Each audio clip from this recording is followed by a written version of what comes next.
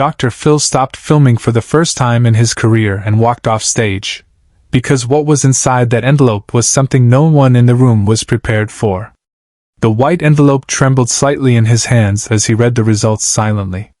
His face, usually composed and authoritative, went pale. He turned to the cameras, raised his hand, and said two words that had never been spoken on this show. "Stop filming." What happened in the next 60 seconds would change 3 lives forever and become the most watched moment in daytime television history. The studio went completely silent. The audience, accustomed to dramatic revelations, sensed this was different. Dr. Phil walked to the edge of the stage, envelope still in hand, and motioned to his producers in the control room. "Clear the stage. Now." But to understand how we got to this moment, we need to go back 3 weeks earlier, to a desperate email that arrived in Dr. Phil's production office at 2:47 a.m. 3 weeks earlier, Margaret Hayes was 62 years old and hadn't slept properly in 6 months. The email she typed with shaking hands was her last hope. "Dr. Phil, my son refuses to believe he's adopted. He's destroying our family trying to prove I'm lying. I need help before I lose him forever." The backstory was devastating. Margaret had adopted Thomas when he was 3 days old, a closed adoption through a reputable agency in 1985. She'd raised him as a single mother, working 2 jobs, giving him everything. Thomas grew up happy, successful, became a high school teacher. Margaret had always planned to tell him about the adoption when he turned 18, but fear held her back. Then 21. Then 30. At 38 years old, Thomas still didn't know. But 6 months ago, everything shattered. Thomas had submitted his DNA to one of those ancestry websites as a gift from his wife. The results came back with a match, a half-sister he'd never known existed. When he called the number listed, a woman named Rachel answered and told him something that made his world collapse. "I'm your biological sister. Our mother gave you up for adoption in 1985. Thomas confronted Margaret that same night. She broke down and confessed everything. But Thomas, feeling betrayed by nearly 4 decades of lies, refused to believe her story. He accused her of kidnapping him, of stealing him from his real family. The relationship disintegrated.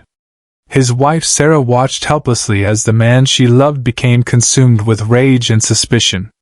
Margaret's last hope was Dr. Phil. The show's producers saw the potential immediately. This wasn't just family drama, it was a story about truth, identity, and the lies we tell ourselves to protect the people we love. They booked all 3, Margaret, Thomas, and Sarah, for what was supposed to be a standard intervention episode. Nobody knew Dr. Phil had quietly ordered an independent DNA test. The day of filming, the studio audience filed in, excited for another episode of America's favorite psychologist helping families in crisis. The warm lights, the familiar set, the brown leather chairs, everything felt routine. Dr. Phil's team had briefed him on the case. Mother claims adoption was legal, son believes he was stolen, wife caught in the middle. A classic family mediation. Dr. Phil walked onto the stage to thunderous applause. He smiled, waved, and settled into his chair with the confidence of someone who'd done this thousands of times. "Today's guests are dealing with a family secret that's torn them apart," he began. "Margaret, Thomas, Sarah, come on out." Margaret walked out first, her steps hesitant, eyes red from crying. Thomas followed, jaw clenched, refusing to look at his mother. Sarah held his hand tightly, her face a mask of worry. The first 30 minutes followed the familiar pattern. Dr. Phil listened as Margaret explained the adoption, showing documents, adoption papers, everything she had. Thomas shook his head through it all. "Those could be faked. I don't believe you. I think you took me from my real mother, and you've been lying about it my entire life." The audience murmured. Some sympathetic to Margaret, others understanding Thomas's rage. Dr. Phil leaned forward. "Thomas, I hear your anger. But I want you to listen to something." He turned to Margaret. "Why didn't you tell him earlier?" Margaret's voice broke. "I was scared. Every birthday, every Christmas, I thought this is the year. But I was terrified he'd hate me. That he'd leave. And now. She couldn't finish. Sarah spoke for the first time, her voice steady but pained. Dr. Phil, I'm watching my husband destroy himself over this. He doesn't sleep. He's obsessed with finding his real family. We have 2 kids who barely see their father anymore because he's spending every night on ancestry websites and calling adoption agencies. Dr. Phil paused. The studio went completely silent. This was the moment, 15% into the story, where something shifted in his expression. He'd been listening to Margaret's documents, but documents can lie. He'd been watching Thomas's pain, but pain doesn't always point to truth. What he needed was something irrefutable. Okay, stop, Dr. Phil said, more to himself than anyone. Before we go any further, I need everyone to understand something. He looked directly at Thomas. You're convinced your mother is lying. That these adoption papers are fake. That you were stolen from your biological family. Thomas nodded firmly. I know she's lying. And Margaret, you're absolutely certain Thomas was legally adopted through a licensed agency in 1985. Yes, Margaret whispered. I would never. Then let's end the speculation right now. Dr. Phil reached under his chair and pulled out a white envelope. The audience leaned forward. Margaret's face went white. Thomas sat up straighter, his hand gripping Sarah's so hard her fingers turned red. 3 weeks ago, Dr. Phil said slowly, I had my team reach out to Rachel, Thomas's biological half-sister. With her permission, we obtained a DNA sample. We also obtained samples from both of you during your pre-show medical screening. What I'm holding is an independent DNA analysis from one of the country's top forensic laboratories. The studio was so quiet you could hear the ventilation system humming. This test will tell us definitively whether Margaret is Thomas's biological mother, or whether, as he believes, he was adopted from another family. Subscribe and leave a comment, because the most powerful part of this story is still ahead. Thomas's voice cracked. Open it! Dr. Phil looked at the envelope, then at Margaret, then at Thomas. He'd done thousands of reveals in his career, paternity tests, lie detector results, hidden camera footage. This should have been routine. But something was wrong. He could feel it before he even opened the envelope. The way the lab had marked it. Urgent call immediately. In red pen across the seal. The way his senior producer had pulled him aside that morning and said, Phil, we need to talk about the results before you go on stage. He'd waved her off. I've seen it all, Linda. Whatever it is, we'll handle it. But he hadn't seen this. Dr. Phil broke the seal slowly. He pulled out the single sheet of paper inside. His eyes scanned the first line. Then the second. Then he stopped, read it again, and his composed, authoritative expression cracked. Oh my God! He whispered. The audience stirred nervously. Margaret's hands flew to her mouth. Thomas leaned forward. What? What does it say? Dr. Phil didn't answer immediately. He read the paper a third time, as if hoping the words would change. They didn't. He looked up at Margaret, and for the first time in his career, the man who'd counseled thousands through their darkest moments didn't know what to say. Off camera, Dr. Phil made a choice no producer expected. He stood up abruptly. Stop the tape. The words came out firm but shaken. Stop filming. Right now. The studio erupted in confused murmurs. Cameras kept rolling for a few seconds before the director, stunned, called, Cut! Cut cameras! Dr. Phil turned to his floor manager. Clear the audience. Everyone out.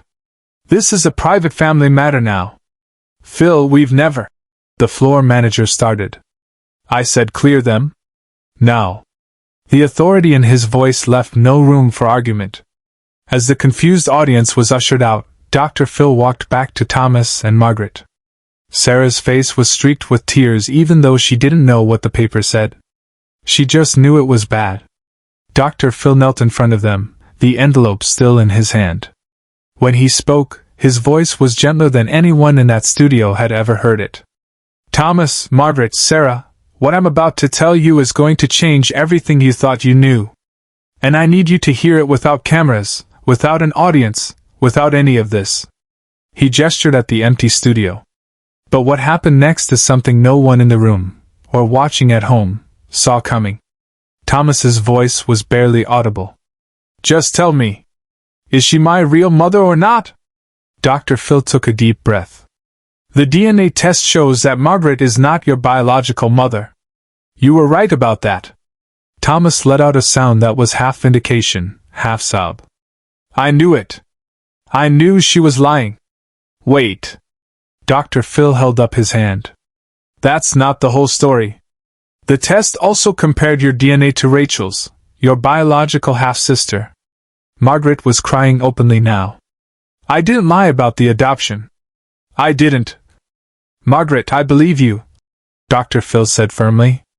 "The adoption was legal. Everything you said was true. But Thomas, the reason this result is so devastating isn't about whether you were adopted. It's about who your biological family is." He handed Thomas the paper. Thomas read it. His face went through a series of expressions. Confusion, disbelief, horror, and finally something that looked like his soul breaking. The paper fell from his hands. Sarah grabbed it, read it, and gasped. The test revealed that Rachel wasn't his half-sister. She was his sister. Full biological sibling. Same mother, same father. But the truly unthinkable part was written at the bottom of the lab report. Additional note: genetic markers indicate subjects share identical ancestry on both maternal and paternal lines, with markers consistent with generational inbreeding. Recommend immediate genetic counseling.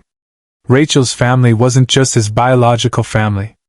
It was a family with a dark secret that spanned generations. A family that had given him up for adoption not because they couldn't care for him, but because they were trying to break a cycle of abuse and genetic damage that had lasted decades. The agency had sealed those records for a reason. Margaret had never known the full truth of what she'd saved him from. Thomas looked at Margaret with new eyes, no longer seeing a liar, but seeing the woman who'd rescued him from a fate he couldn't even comprehend. "Mom," he choked out. It was the first time he'd called her that in 6 months. Share and subscribe. Make sure this story is never forgotten. Dr. Phil sat with them for another hour after the cameras stopped rolling. No show, no audience, no spectacle, just a psychologist helping a family process the unthinkable.